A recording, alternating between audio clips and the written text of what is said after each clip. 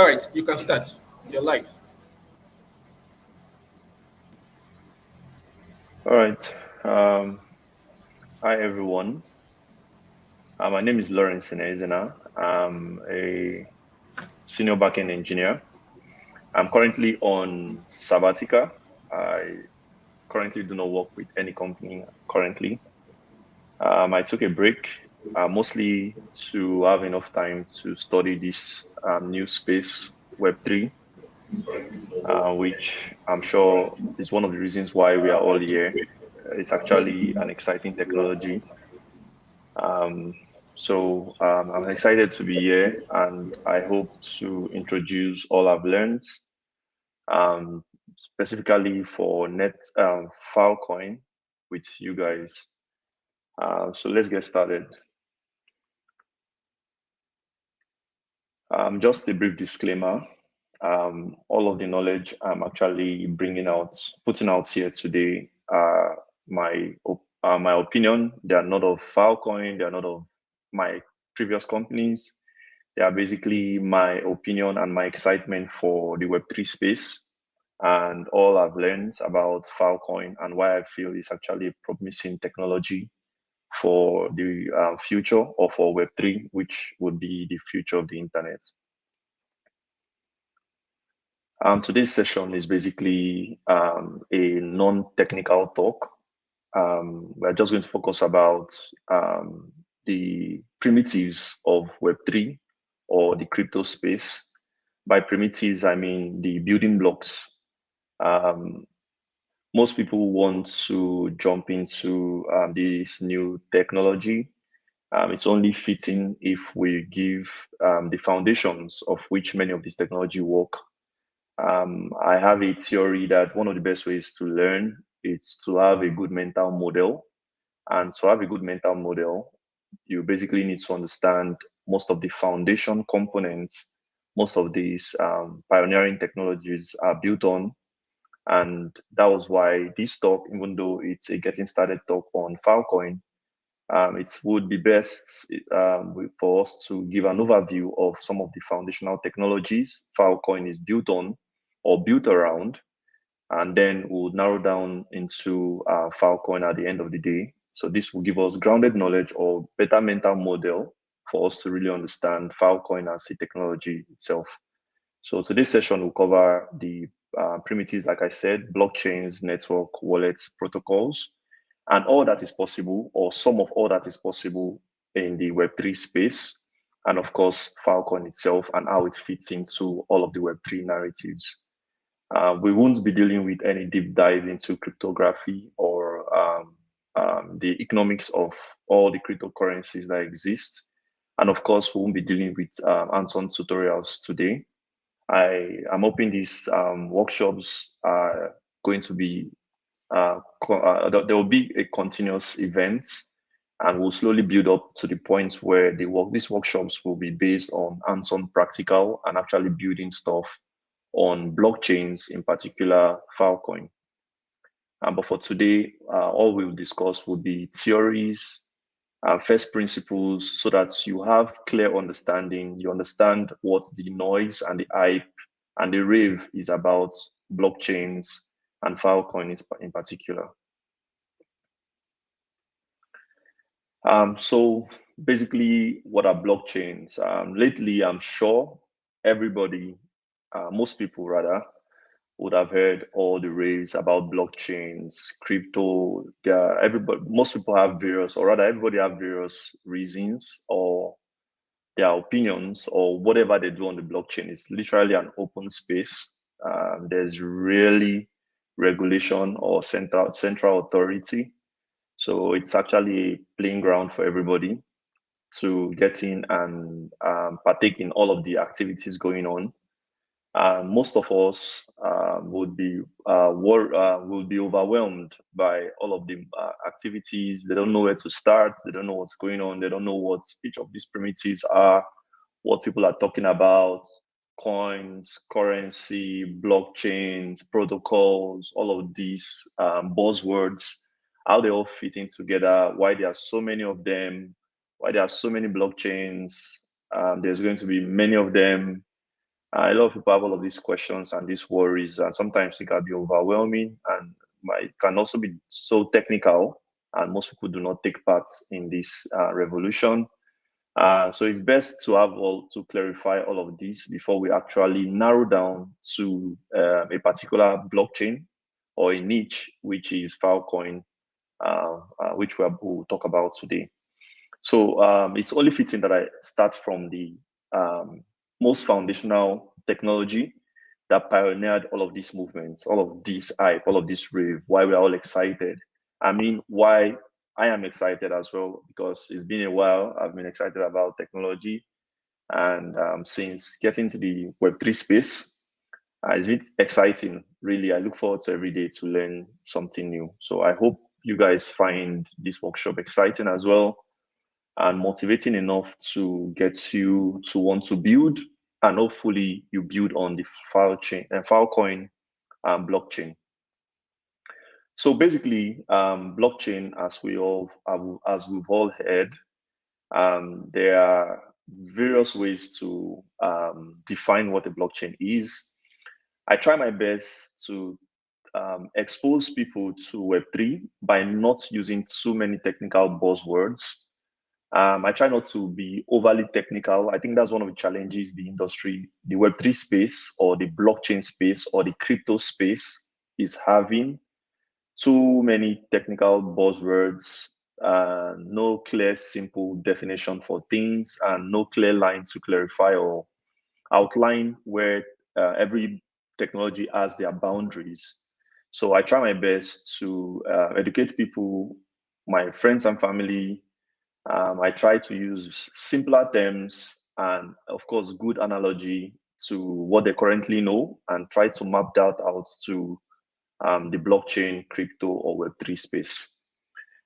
So yes, when I say Web3, I sometimes that word is contextualized. It can also be me talking about the blockchain space, the cryptocurrency space, but I like to use Web3. I feel it's a good marketing term. The space has, over the years since the onset, gone through has gone through various phases. Some of the phases are not nice. Some of them are filled with negative opinions, which can either be true or false. And I think one of the best rebrands this space has done is the Web3 moniker. The Web3 moniker or marketing word seems to be catching on. People love the word. I love the word. When I write, I use Web3 to reference blockchain, cryptocurrency, and all of the other technologies that is being built into the space around blockchain. So when I mention Web3, I'm basically talking about technologies around the blockchain. So basically, like we said, the industry, everything starts from the blockchain. So what are blockchains? Blockchains are basically just blocks that are chained together. Think of them as literal boxes with chains tied to them that links them together, basically. If you know what a database already is, I want to try my best not to be so technical for the non-programmers that are here. I know most of the programmers will find this easy, but for the non-programmers, I want to really try to get them on board. So I will try to reduce those terms. But basically, each block is actually a box filled with items. For programmers, they'll call these databases, but for non-programmers, just look at them as boxes filled with items, and each of these boxes are linked together to form a chain of boxes, blockchain. The blockchain really, it's a distributed, or rather, it's a very big bucket that has all of these blocks linked together via their chains in them.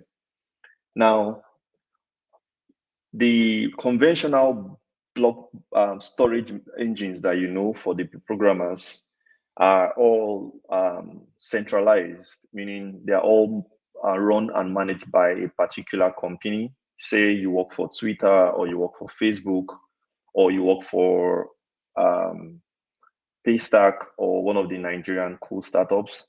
They all have their internal databases that they own and house their data about their customers and their transaction and all of their business activities. This data is not open to the world. It's only open to them, and of course, kind of open via their APIs.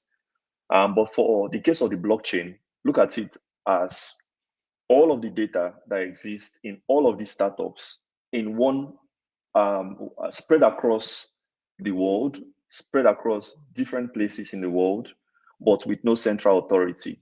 This data is open, meaning anybody can go in there and look for anything they want to find. Anything, as long as you know what you're looking for, it's all there. Nobody gets this data from the public. And because of this way the data is distributed, the way this data is kept, of course, the technology that would power such sophisticated design would be different from the conventional design we know. I will admit it's actually difficult to explain without being so technical, so I have to be technical a bit. Basically, the blockchain is a distributed ledger. Ledger simply means book, where you keep things inside. You keep transactions, so it becomes a ledger. And this ledger is not controlled by anybody. So anybody can open that book and see every activity, every transaction, every information inside of that. For you to have this design where nobody controls anything, it means you have to have this data distributed or kept in many places. The fact that this data exists in multiple places at once, that's why it is distributed. It has its downsides, because if you distribute this data across many places, it means you have to now worry about making sure this data is available in every other places, or all the places it exists. If you have this data in one place, then it's easy, because you just make sure that data exists just in that place, which is what the current design and the central system is, which is how Facebook and Twitter and the rest of them manage their systems. Once Facebook and Twitter shuts it down, all of the data in their platform ceases to exist or being accessed by any of us. But in a distributed way, or the blockchain, giving the data exists in multiple or replicated or exists in multiple places at once, when any of these places shut down, you can always get the data from other places. There are also shortcomings. That doesn't mean it's totally perfect. But yes, it solves a lot of problem because data exists in multiple locations. And for that, it makes data redundant, meaning data is almost always available. There is no central point of failure, meaning if there was a single authority for that data and that authority shuts us off, it means we don't have access to that data. They can shut us off by them being intentional or non-intentional, but either case, once they are turned off, it means we don't have access to that data anymore. But for the blockchain, or the distributed ledger, or the blockchain, because the data is distributed across or replicated across multiple places, if one place goes down, you have the opportunity to always retrieve the data from a different source. And that's why the blockchain is really cool. And that's the whole point of the blockchain being a decentralized database or a decentralized storage, because it is not central to one point. It's spread across many points. And for that, there are no central point of failure. If you know the blockchain is distributed across many places, and you as a user or a consumer of the blockchain, you need to get access to the blockchain. How do you get access to the blockchain? Now that the blockchain is distributed across many places, for you to do that, there must exist a network. Every blockchain exists in a network. There are some blockchains can exist in multiple networks. Some blockchain exists in just a single network. These networks are basically group of computers, or what we call pairs, that are connected together, and all of them are running exact copies of the database.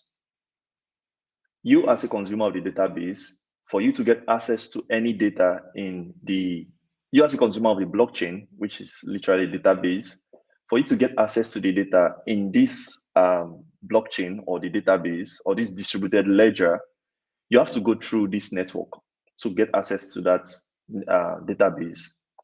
This network, which we all know, or most of us don't know, is called a peer-to-peer network. Peer-to-peer network is a network design that was created for us to have what we call distributed systems, mostly, or decentralized systems. Technically, blockchain network are decentralized and as well distributed. The reason why you use a peer-to-peer network for a blockchain and not conventional networks for blockchains is because even if you have blockchain as a technology and it's not running on a peer-to-peer network, it's actually not decentralized, but it could be distributed, meaning you could actually be running blockchain in various servers. It is distributed, but it is not decentralized. For it to be decentralized, it has to run on a peer-to-peer network. I think for me personally, the key word here is decentralization is closely related to peer-to-peer, P2P. If you have a database running on a central network, but on different computers, it is decentralized, it is distributed, but it's not decentralized. For you to have decentralization, you have to run your database on a peer-to-peer network. And for that, what that means is if any of those pairs goes down, the network still exists. It rebalances itself and everybody gets access to the remaining pairs on that network. It's just like saying most people or most decentralized Marxists or people that solely believe in full decentralization. The reason they believe that is because they believe if the government decides to shut down the blockchain, it's going to be difficult because the blockchain itself is made up of different pairs that connects to this network or that makes up the network. So the government tries to shut down, they'll probably shut down some pairs and the other pairs will be online. Just like what happened early last year with the Chinese government kicking out miners from the country, Bitcoin miners from the country. Bitcoin was still online. Of course, it affected the activities on the blockchain, but it was still online. And the reason that is because Bitcoin is running on a pair network. The Chinese government has authority over their jurisdiction to shut down every pair in the country, but they can't shut down all the pairs in the Bitcoin network. Why? Because the Bitcoin network is made up of pairs all over the world. Technically, pairs are not entirely susceptible to government shutdown. Technically, if all government decides to shut down the internet of the world, of course, all pairs will go down. But thank God for democracy. There is very light chance of that happening, but it's very possible. But yeah, it can happen. But so far, so good. Some governments shut down some network, but not all governments do that at the same time. So some pairs go down, other pairs remain, and the rest of the world can access the blockchain via those pairs that are online. When we say pairs, or what we say P2P, peer-to-peer network, we simply mean computers connecting to each other. Each computer is called a pair. The computer in this sense can be literally any hardware. It doesn't have to be a computer. It could be a smartphone. It could be an IoT device. It could be your MacBooks. It could be a mainframe server. The most important thing is a pair in a P2P network is literally a computer or a device that can connect to that network and take part in the network activities. In the blockchain space, we call these pair nodes. Group of nodes come into unison to form a P2P network in the blockchain space. Literally, when somebody tell you a Bitcoin node or a Filecoin node or a Filecoin software or a Bitcoin software, what they mean is downloading the Filecoin software, installing it on a computer, running it to take part in the network as a pair. So literally, every node, every Filecoin node is actually, when it comes online, it's actually going to serve as a pair on the Filecoin P2P network. If you download the Filecoin node today, you run it, you get connected to the network, you've successfully become a pair or a node in that network, and you are taking part or adding activity to the Filecoin network or running the Filecoin blockchain. The Filecoin nodes, like every other blockchain nodes, can come in various forms. Most people call them, most people call most of these forms various names. I like to categorize them as two of the most common types, which I call light nodes or light pairs, and minor nodes or minor pairs. If you know your role in a blockchain, you know which of the node or what kind of pair you want to become. When I say role, what I mean is some people, like everyday life, when you go to a marketplace, you have a role to play in that marketplace. You can either be a buyer, you can either be a seller, you can either be an authority that makes sure that a buyer and a seller conduct their business in a uniform way. This same thing happens in a blockchain. Most of us just want to use the facility of the blockchain and go away. Most of us just want to be the sellers. Most of us want to be the authority. Now, for light nodes are basically nodes that whose activity on the blockchain are just facilitation. Basically, they give access to regular customers into the blockchain, regular consumers into the blockchain. They store information and make information retrieval and access easy. Then we have the miners, which are also a pair and a node. They are the heavy lifters. They do all of the dirty work.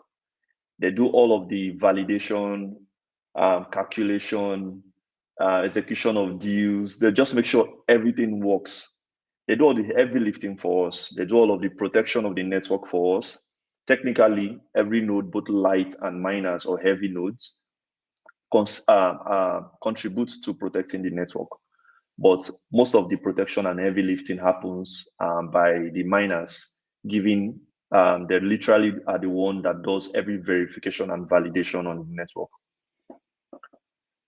While we have the miners and the light nodes or all the nodes working in unison to form the P2P network that gives us the blockchain and also gives us the decentralized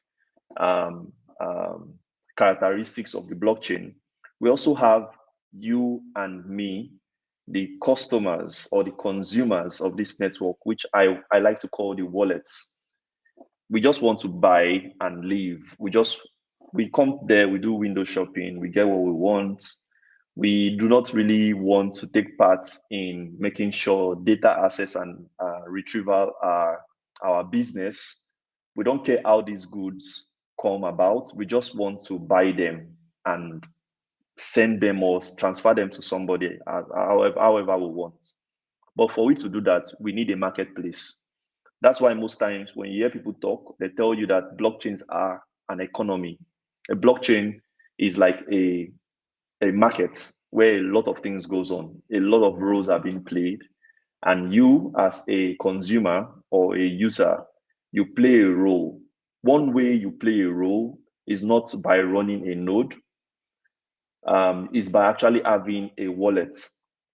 Remember, the nodes are the people that makes the blockchain network what it is. They grant you access, they allow you access information, they allow you put information, they also protect the network, and they keep the network stable. You as a consumer, you don't want to care about all of those technicalities. You don't want to own any of the infrastructure. You don't want to run a node. You just want to do business on the blockchain. You want to buy assets. You want to sell assets. Sometimes you just want to build a small store on top of this infrastructure or this blockchain. Most times, all you care about is just having a wallet. Now, wallets are basically public addresses, or look at them as POS, which are literally wallets. They help you keep track of all you own in the blockchain. Every business you transact on the blockchain are stored or accessible via the wallet. They are stored on the blockchain but accessible via the wallet.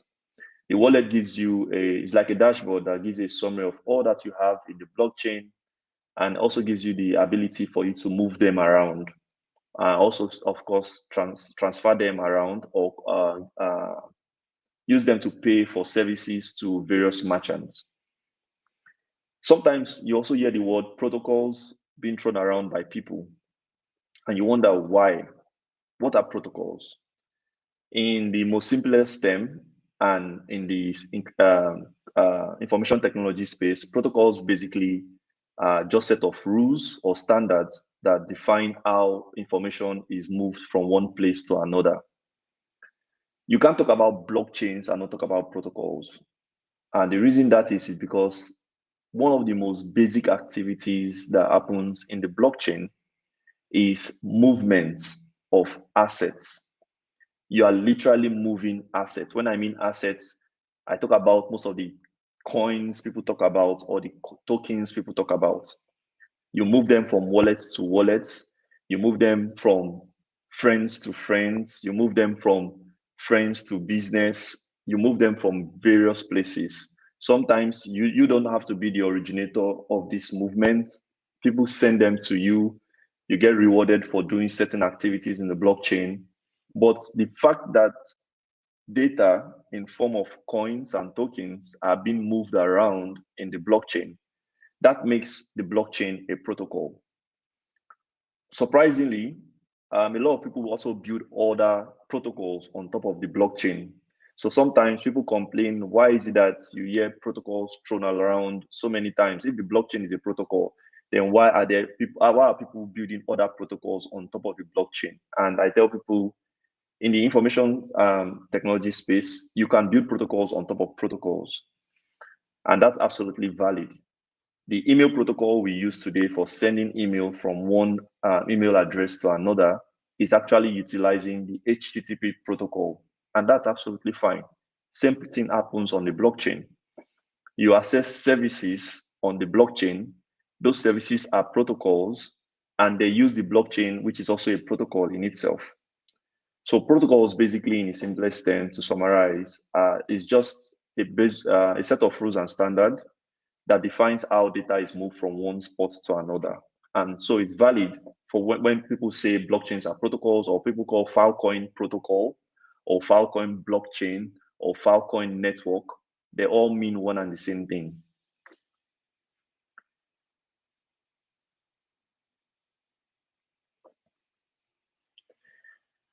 If we know the primitives of the Web3 space, what blockchains are, what nodes are, what protocols are, the kinds of nodes we have, the network itself, then the question is, what do we do with all of this information?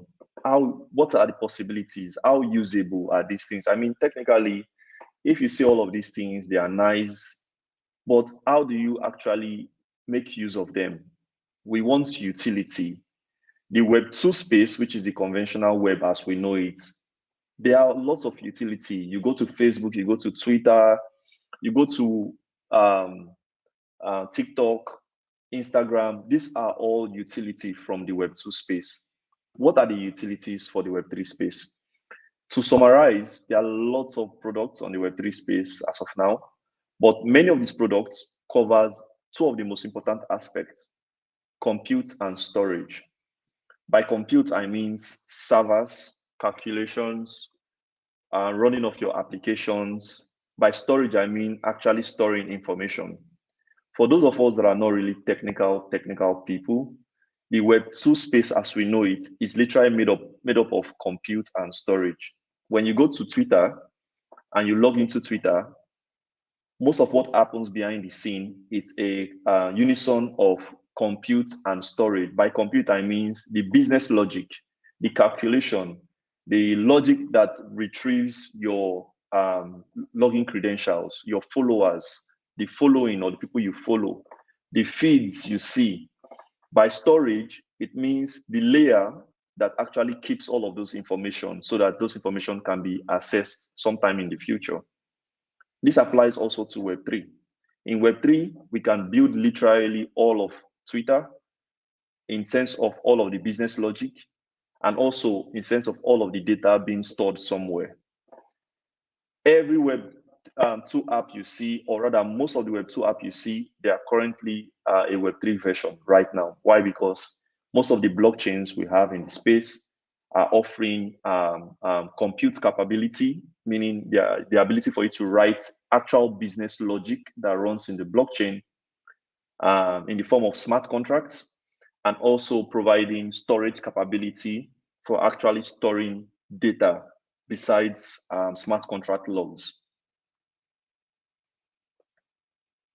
There are other lots of possibilities on Web3, which most people would know as the financial bits or the decentralized finance. The reason I'm not going to talk on that is because it's beyond the scope of this talk. Believe me, I would love to talk about that, but it's actually beyond the scope of this talk. And also, technically, every DeFi or decentralized finance app you see are always either a unison of the compute and storage or just compute. And that was why I narrowed my possibilities to just compute and storage. Moving forward, how does Filecoin fit into these possibilities? Technically, all of us know about the Ethereum blockchain, or most of us have heard about the Ethereum blockchain. The Ethereum blockchain is one of the pioneers, or rather, the pioneers of the compute layer. Of course, we know Bitcoin, or most of us know Bitcoin is the first blockchain that existed, but Bitcoin was kind of a closed loop. There wasn't really access to Bitcoin's compute layer. Technically, it does have, but because it's not open, we won't really categorize Bitcoin as having a compute layer.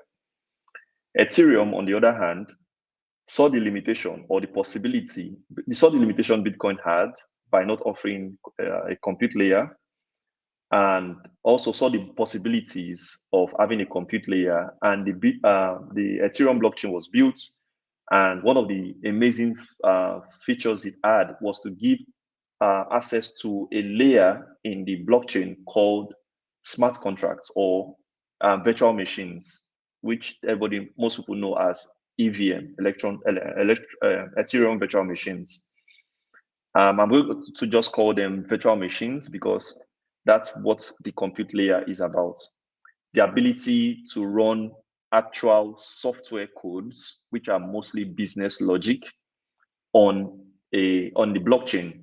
The blockchain has the ability to execute business logic. So if you're a conventional software developer that works for a company right now, you write your software, you host it on the server, probably AWS or GCP or DigitalOcean or Heroku. They are already offering you compute layer for you to execute your software. Ethereum is literally doing the same thing. It's offering you the virtual machine as a computer where you host your software. This software is your smart contract. You can literally write the same business logic like you write for conventional Web2. You can write them on Web3 as smart contracts, and they will be executed or run on the virtual machine in the blockchain. This was good at the time Ethereum was found. Everything was fine, everything was good. But one of the challenges is that we all know, or most of us know, that you can't have compute solely without storage. Compute in itself is good, but most times in the real world, when we do compute or computation, we need to store that result. We want that result to persist. We need the result to be useful. While Ethereum provides some form of storage or persistency, it is highly discouraged for you to actually do what we call heavy storage. Ethereum was not designed for you to have to do computation, or for you to do computation over very large data sets, or for you to store blobs or blocks, sorry, objects in Ethereum in itself. Take for instance, in the current conventional Web 2, most times when you build applications, you find yourself storing objects or blogs like photos, movies, audio files, and the rest of them. Now, Ethereum in itself allows you to store data in the terms of regular information like people's names and the rest of them.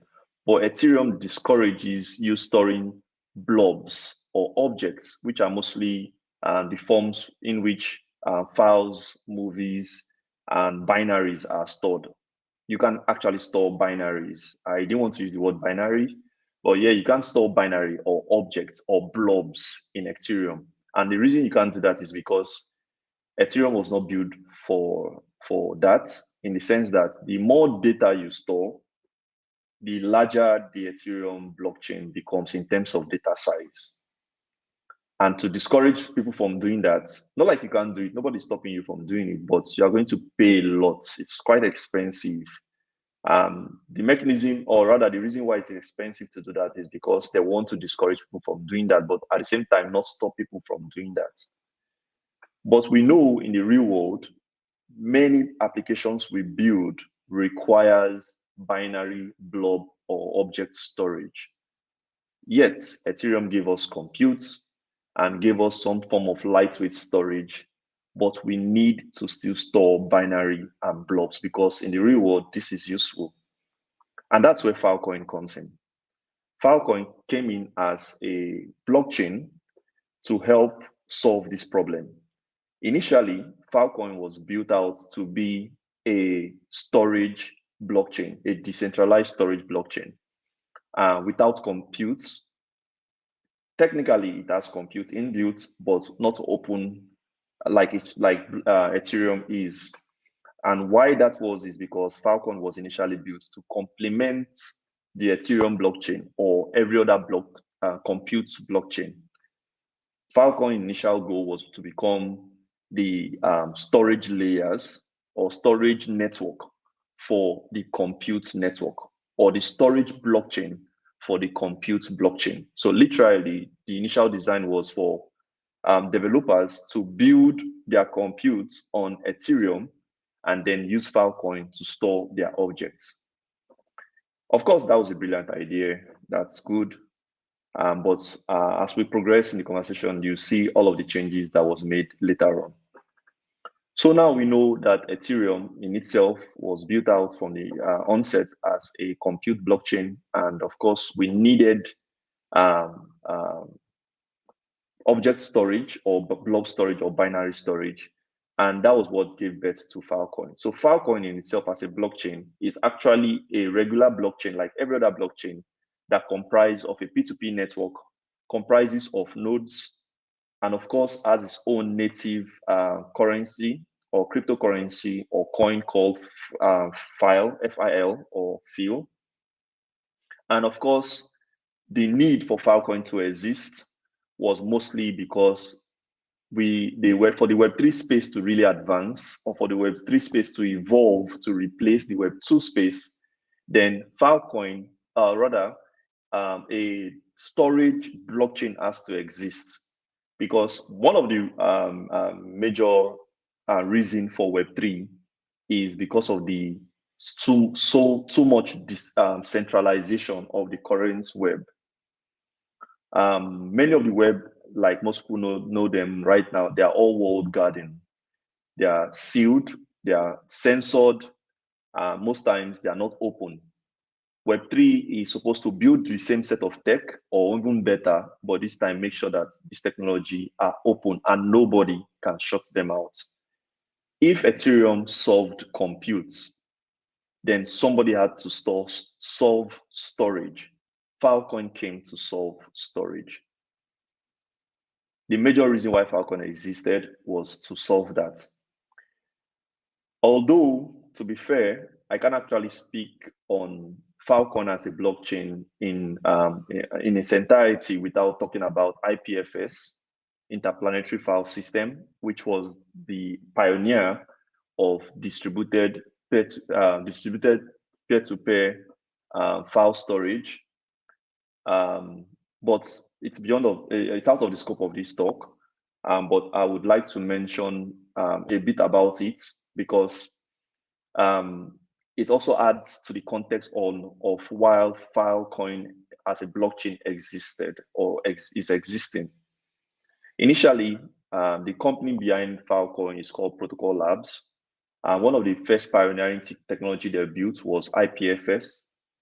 IPFS is working on the same principles that every blockchain is working. It's actually a peer-to-peer network, but it allows us to store files. Not just that, it's actually a decentralized protocol because IPFS is not just a file system.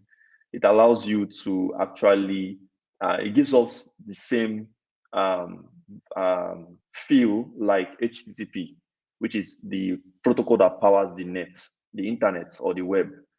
IPFS is going to be a protocol that powers the new web without centralization. IPFS basically is different pairs all over the world hosting files and allowing people to access this file. The problem or how IPFS contributed to why Filecoin existed or exists or still existing is because IPFS in its initial design or in its design was built to be a peer-to-peer protocol that allows you to store and retrieve files, but those files, there are no guarantees that those files would be persisted, and for how long they'll be persisted. Meaning, if you access a file on IPFS today, there's no guarantee that tomorrow that file will be there for you to access. Think of it like torrents. For those of us that have used torrents, torrents have the concept of seeders. You look at a torrent's health by the amount of people seeding the torrent. If the seeders are small or non-existent, there is no point trying to use or download that particular file. Why? Because it's not going to be available because the seeders are literally people seeding or hosting that file. Same thing applies on IPFS. If those people pinning or hosting the file are no longer pinning or hosting those files, that file is no longer accessible, even if you access the file some days ago. Now, while IPFS in itself it's actually a brilliant protocol, a brilliant technology, it was meant to work that way. It's not actually a bad thing for files not to be persistent for so long. After all, why would you want to persist the file? Because technically, when you persist a file or you pin a file, you're actually literally giving out storage from your computer for free. Now, one of the easiest ways to make people persist file for free in a distributed peer-to-peer manner is to have some form of incentive. If you want me to host your file for your file and you want that file to be accessible anywhere, any day, anytime, then you have to pay me to do that. And that was why Filecoin was created. Filecoin, yes, it's a blockchain, but it's also actually a marketplace with a lot of incentives for people to promote, rather for people to persist other people's file for a period of time, and they get paid for doing that. Basically, Filecoin is a marketplace for people to sell their hard drive as free storage for people to come and store their file and give them guarantee that whenever you need this file, you have them back. You'll be like, but this is literally what most other centralized or Web2 storage services offer. So why is Filecoin any different? The difference mostly is because Filecoin is decentralized, not just distributed. For example, there was an incident sometime last year or two when GitHub locked out some developers from their GitHub repo from certain countries. It caused a lot of panic on Twitter, but it goes to show you how having your files stored on a central server or a central service can be disastrous. You can literally be shut out of your own files, like you won't have access to it. The current Web2 storage services can do the same to you. Yes, you are paying them to store your file. Yes, they are storing your files, but they can decide to shut you or lock you out of your files at their own will. Filecoin is different in the sense that it is distributed, yes, but it's also decentralized, meaning nobody can lock you out of your file. So long as you are paying to store your file and access them, nobody can shut you out. You always have access to your file. You can always retrieve them whenever you want, and you always get access to them. And this is blockchain native. Why? Most people building in Web3, of course, they are building because they want a decentralized web. Ethereum has given them a decentralized compute service. They also need a decentralized storage service. Filecoin is giving them a decentralized storage service with guarantee that their files will always be accessible when they need it. And that is why Filecoin was created. Of course, like I've mentioned, it sounds like there's a lot of economic activity around existing in the Filecoin network or the Filecoin blockchain. And that's actually true. And that brings me to the point of the network participants. There are a lot of people or a lot of participants that makes up the Filecoin network. Technically, like I said, Filecoin is a blockchain like every other blockchain. And of course, for it to be a blockchain, it has to have a node or pairs of node. And of course, it has various kinds of nodes. It has the client nodes, which are literally light nodes. It has the miners, which are literally the people that verifies and protects the network. In Filecoin case, they both verify, protect the network, and also store files for long term. Now, you as a client, say you are building an application on Web3 and you are building on Filecoin. You want to store a picture like an NFT on Filecoin. That picture or that file, for it to be stored, you are coming in as a client that wants to store your file. The miners are the people that actually provide the storage for long term. There can be two of them or two types of miners. They are the storage miners and they are the retrieval miners. When you are storing your file, you go through the storage miners.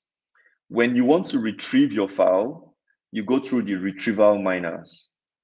Now, these miners are participants of this network that have been incentivized. Think about it. Why will they store your file for you?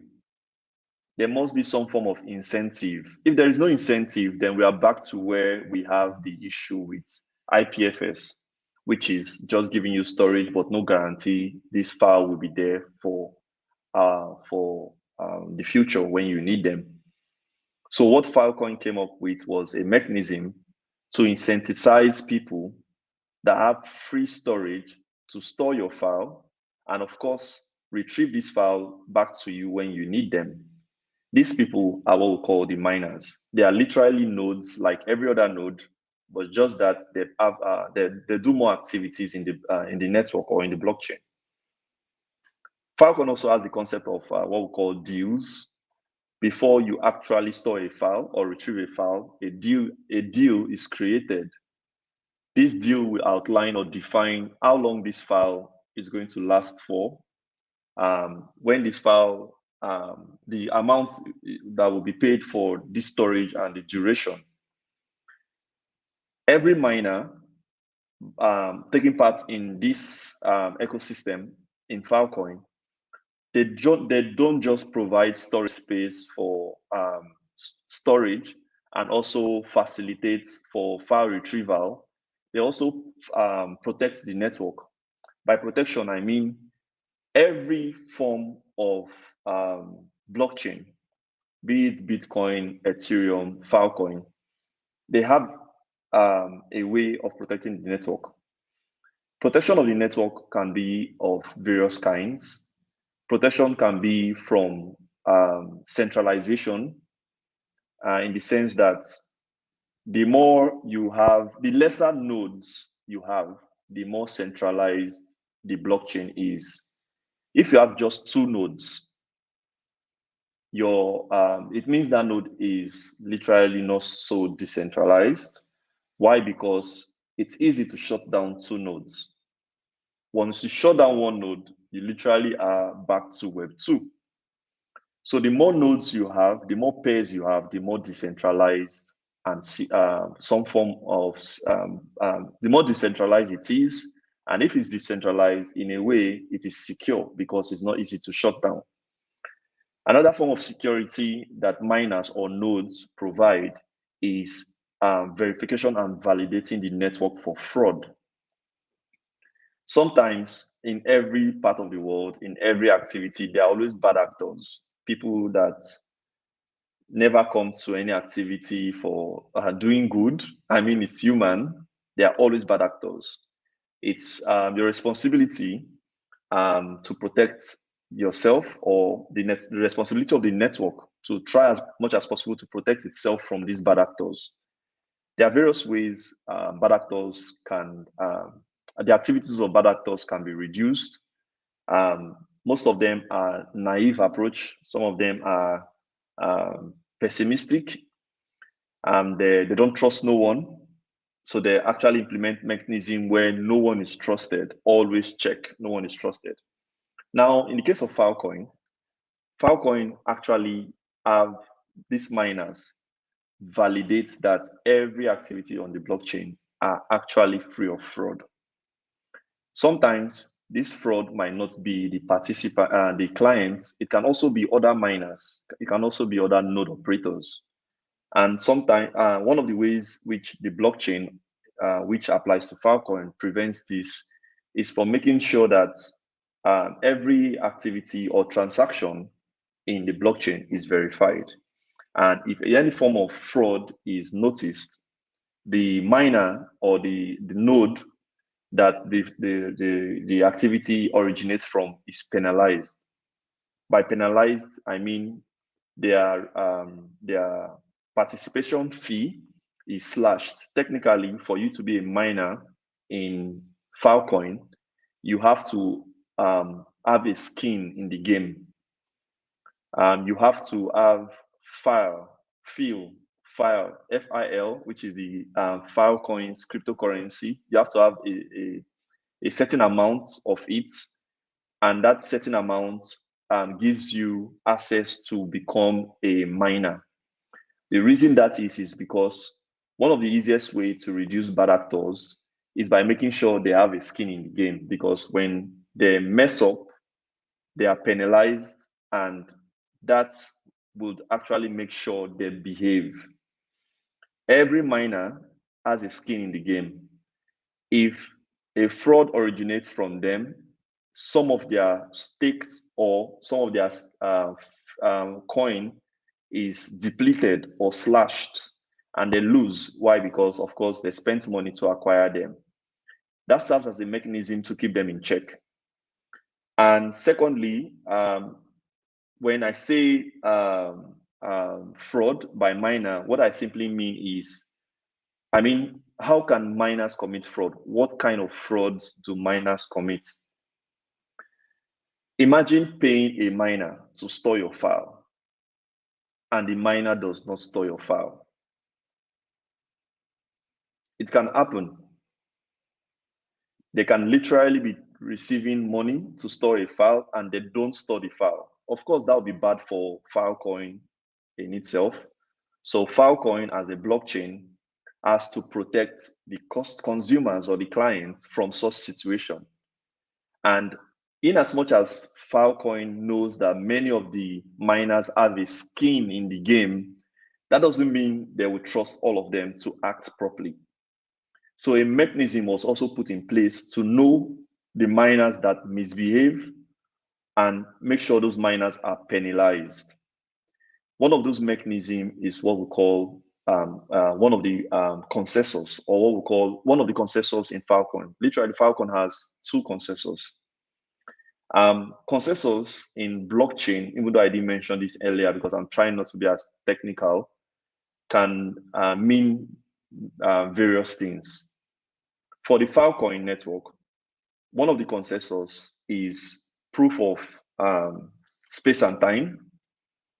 Basically, what it means is Filecoin uses that mechanism to check regularly if miners are keeping or storing your file.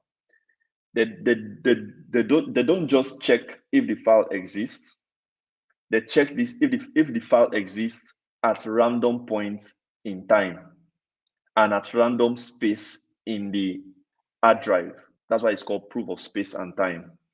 The reason they do that is because it is cheaper to just randomly pick any space in the storage device, and also any random time of the day in the past to check to make sure that this miner is still keeping that file. Because some miners can be clever. They can remove some files and keep some files. And the consensus in Filecoin cannot run through all of the files stored in every miner. That would be time consuming. So they check for bits and pieces of files. That makes it very fast to verify. And that randomness make it very easy to pick out miners that are defaulting. And anytime a miner is found defaulting to breach this rule, these miners are penalized and their tokens are slashed, or their cryptocurrency, the file cryptocurrency is slashed to punish them and to deter them from taking part on such activities which are fraudulent. Technically, again, Filecoin has a second consensus, which is a consensus, if I'm to my opinion, which is a consensus to protect the network itself. That consensus is called proof of replication. That consensus basically serves to make sure that Filecoin in itself is protected or more decentralized by making sure that every file that is added or stored in the network is replicated across multiple nodes so that data will be redundant. So that if a single node goes down, a different node will be up and that node will still have that data available. This protection that I mentioned can be different from other consensus in other blockchain. Consensus generally in blockchains are designed to do or protect each blockchain in various ways, depending on what the blockchain wants to do. Also, Filecoin has proof of stake technically. Why? Because the Filecoin's proof of stake, I don't want to call it a consensus, but it's underneath it is there, but it's a different kind of consensus. It's a consensus to protect the Filecoin's network, to make it more decentralized. The previous consensus I mentioned is to prevent fraud and to increase data redundancy. Proof of replication is to increase data redundancy. Proof of space and time is to prevent fraud. Then to increase or to protect the network to be more decentralized, Filecoin uses a proof of stake, which is used by Velas, which is a different blockchain. I think it's used by Cosmos, Luna. Ethereum is moving into proof of stake. Bitcoin is proof of work. Ethereum is currently proof of work, but they are slowly moving on to proof of stake. In these blockchains, their consensus are protecting their decentralized nature. In Filecoin, to protect decentralized nature, Filecoin does proof of stake because every node are literally validators. Because for you to be part of the Filecoin network as a miner or a node, then you must have Filecoin. Technically, having Filecoin and staking it means you are protecting the network to be a validator. And that makes Filecoin a proof of stake consensus as a protective mechanism to make it more decentralized.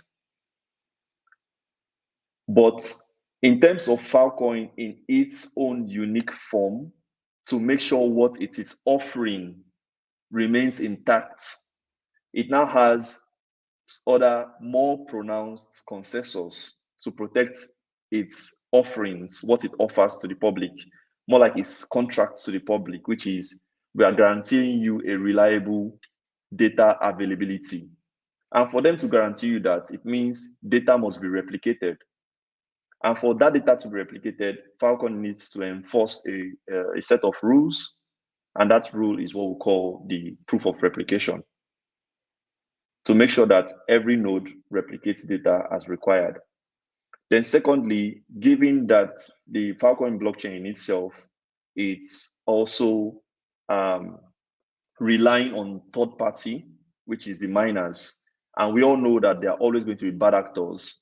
Then Filecoin, it's had to build in a mechanism to also make sure that these bad actors, their excesses are contained. And that gave birth to the second pronounced consensus called proof of space and time, which is a consensus to check to make sure that miners are not misbehaving or committing fraud. And if they are found wanting, it penalizes them by slashing their stake. While all of this being said, Filecoin is actually really an exciting technology. And this talk or this workshop was basically to introduce Filecoin as a blockchain in this space where there are so many blockchains, and to explain how Filecoin is unique or what gave birth to Filecoin and how Filecoin intends to fit itself into this Web3 space. Filecoin also has currently, they are moving slowly away from being just a decentralized storage network or blockchain to also offer compute, because Filecoin is now integrating an open virtual machine. So in the future, developers can also build both their logic, business logic, and also storage in Filecoin. To wrap up, Filecoin has lots of other ecosystem. You can start building on Filecoin. There are literally lots of technical details that goes into doing that. The future workshops are going to focus on each of the technical details, and hopefully that is announced soon. And when that is announced, I hope to also be part of it to show you guys how to get started, how to build on the Filecoin network, how to use most of the other third-party services built around Filecoin network. It's actually quite an interesting network. I myself, I just started building on the network. It's quite interesting. There are lots of details on Filecoin. I see Filecoin as one of the most promising technology in the Web3 space.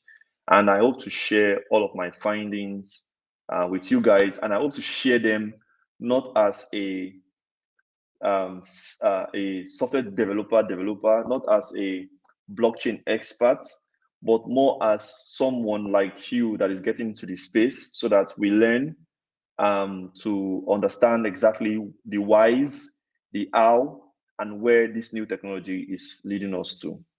Thank you.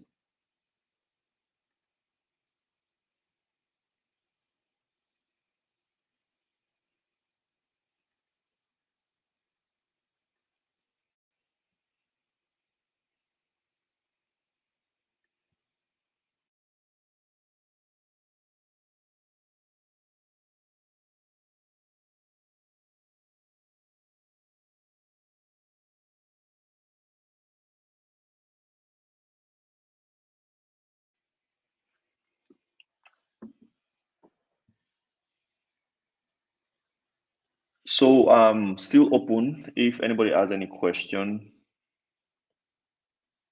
I can try my best to answer them.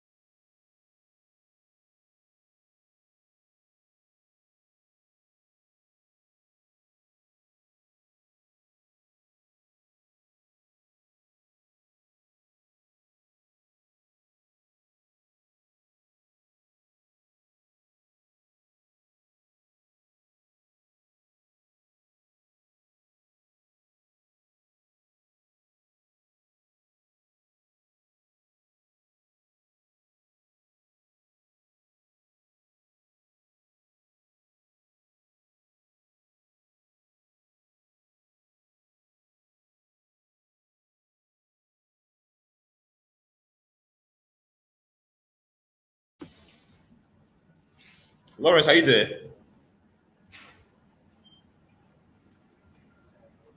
Yes. Lawrence. Okay. Yeah. Someone has a question. Someone has a question for you. All right. Hello. Yeah. Okay, my questions before then, thanks for the wonderful talk on the three space as it relates to Filecoin. My question is based on the NFT you were talking about for Okay. projects for Mm-hmm. stories. Now, for these NFT projects, generally, I'll use I think OpenSea as an example. Some of these projects So, are being sorry. built now. Sorry to Hello? step in. Sorry to step in. Can you come closer? I can barely hear you. Can you hear me now?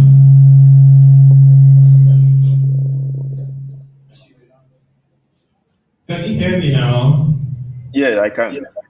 Okay. My question was based on the NFT aspect you were talking about for artists that are willing to build, then the final want to store this. Now, using a case study for OpenSea, some of the projects that are being, the NFT projects that are being used there, Mm-hmm. the base currency that is used to get the hash is Ethereum.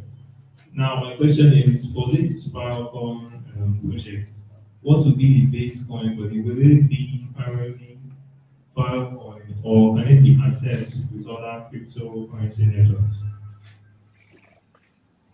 Yeah. Do you understand the question?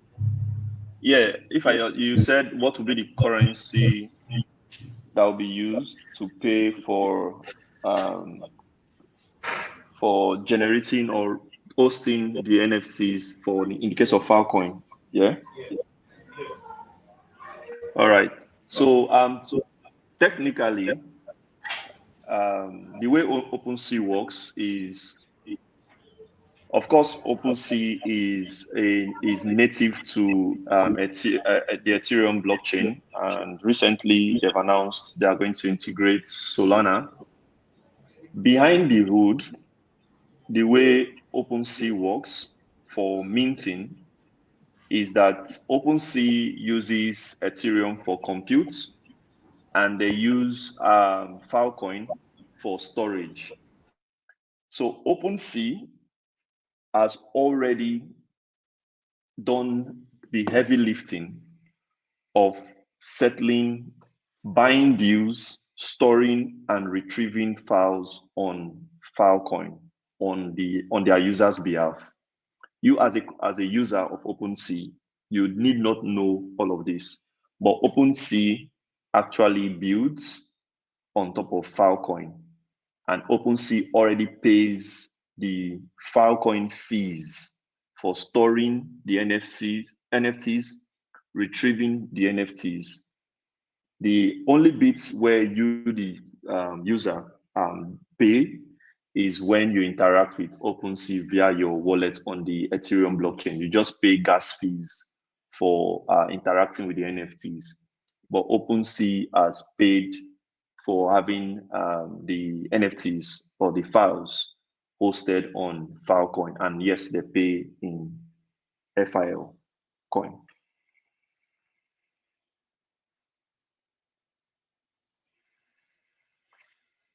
I don't know if that answers your question.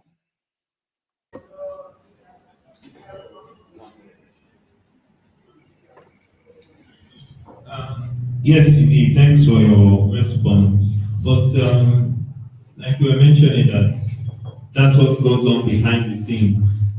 Now, will Filecoin be flexible to allow interaction with other networks, or will it just be based on Filecoin? As in, for you to transact with Filecoin, you need to be using Filecoin as well. All right. Yeah, I heard him. If they, like we mentioned, there are different rules to there are different rules we all play in the Web3 space or interacting on a particular blockchain. Some of us are consumers, some of us are builders or developers. Say, for example, you are building your own version of an NFT marketplace like OpenSea, and you want people to use it. Currently, given that for you to do that, you need a compute blockchain like Ethereum, Polygonmatic, Binance Smart Chain. Hopefully in the future, Filecoin, because Filecoin is now building a VM, so people can actually do compute on top of Filecoin. If not, I think it's already happening. But let's assume that you are building a marketplace, you are building a web application for NFT, for people to come and buy, sell, and generate NFTs. And you are building it on the Ethereum network. And you want to truly build a blockchain native NFT. When I mean blockchain native, there are some NFTs people build and they still store the NFTs on centralized servers like S3. Those are not blockchain native. By blockchain native, I mean everything you do remains in the blockchain or in any blockchain, but so long as it's in a blockchain. Now, Filecoin has integrations that makes it easy for builders or developers to build and utilize the service. To be honest, it's actually technical to integrate with Filecoin because retrieval and storage and retrieval happens only after deals are made. That deal involves negotiation with the storage, with the marketplace. One of the challenges they had, Filecoin had initially was the process was not smooth in terms of automation. But right now, there are new services that are being built, gateways that are being built that allow developers not to worry about these deals and just integrate, store files and retrieve them. But the most important thing is if you are going to store files in Filecoin, which is currently happening, you can either use these services that are already that have already done the deals, and they are offering you APIs where you can just use them. Some of them are even free, or you can actually build out your own integration directly with Filecoin. But you must be responsible to handle deals. One of the integrations with Filecoin directly is you set up a wallet, you transfer the Filecoin token into that wallet. You have you have those deals negotiated and ready before you actually launch your product. And also it's your responsibility for making sure that wallet is topped up with FIL, so that you don't run out of FIL, so that your request will not be rejected. You can see it's a lot of work doing all of that. So you have two options. You either do all of those work yourself, or you use services that have done all of those work. And there are lots of services. Some of them are paid for, some of them are free. And all of these are improving the Filecoin user experience or developer experience to integrate with them. I think some of these were the challenges in the early onset of NFTs that made many people host NFTs on centralized storages like S3. But it's changing now because there are now more tools on the Filecoin ecosystem. There are now more services that makes it very easy to build. And I can't tell which of the approach OpenSea took. If they have they have a node, or they have they are using a service to access the Filecoin network. And if they have a node, it means they are the ones managing their deals by themselves, and also making sure their wallet is always funded to pay for every retrieval and storage. Or they are using a service that has done all of those work for them, and they just pay that service to give them access to the Filecoin network. And all they do is just make API calls to the service, and the service handles every other thing for them. Or maybe they are using one of the free Filecoin services specifically built for NFT host, storage and accessing. So this is basically how you interact with Filecoin in this modern time for those who building the NFT space.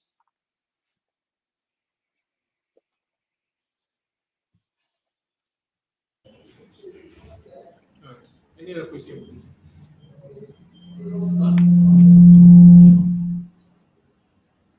All right, look, can you hear me? Yes, I can. All right, so on behalf of the Orbit community, Warri, please let's give me a big hand first.